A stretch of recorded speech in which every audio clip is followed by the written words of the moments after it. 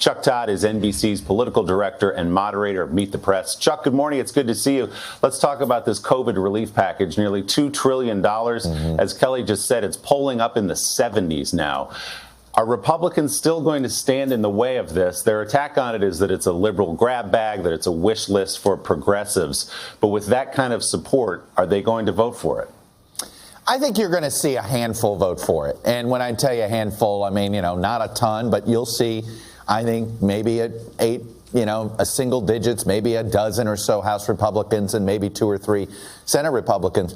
But the fact of the matter is that whatever attempt that the Republican Party might have tried to put up in sort of finding a strategy to either slow down this COVID relief deal or try to renegotiate it, with the mess inside their own party right now, the infighting there, they've never really been able to put up a good opposition to this, or they don't really have an alternative plan.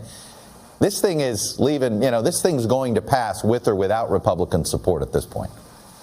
Yeah, as you've been telling us for a couple of weeks, if Democrats and Joe Biden don't have Republicans, they'll just push it through on a majority vote with reconciliation. You led me to my next question about the Republican Party. We learned that former President Trump, a week from today, will speak at the conservative conference CPAC.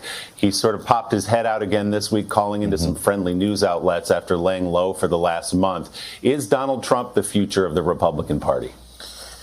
Well, he holds the future of the party in his hands. Whether he's the future is, I think, up for real debate. But if he chooses to go scorched earth and to basically spend the next 18 months settling scores, then the future of the Republican Party is rather bleak.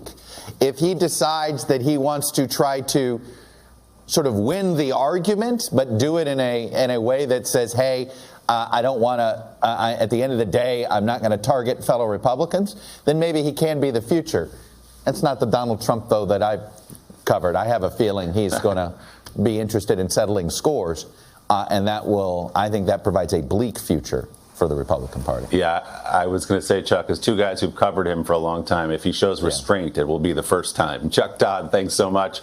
We'll be looking for much more this morning on Meet the Press when Chuck talks with Dr. Anthony Fauci about how soon schools may reopen across the country. Hey, thanks for watching our YouTube channel. Find your favorite recipes, celebrity interviews, uplifting stories, shop our favorite deals, and so much more with the Today app. Download it now.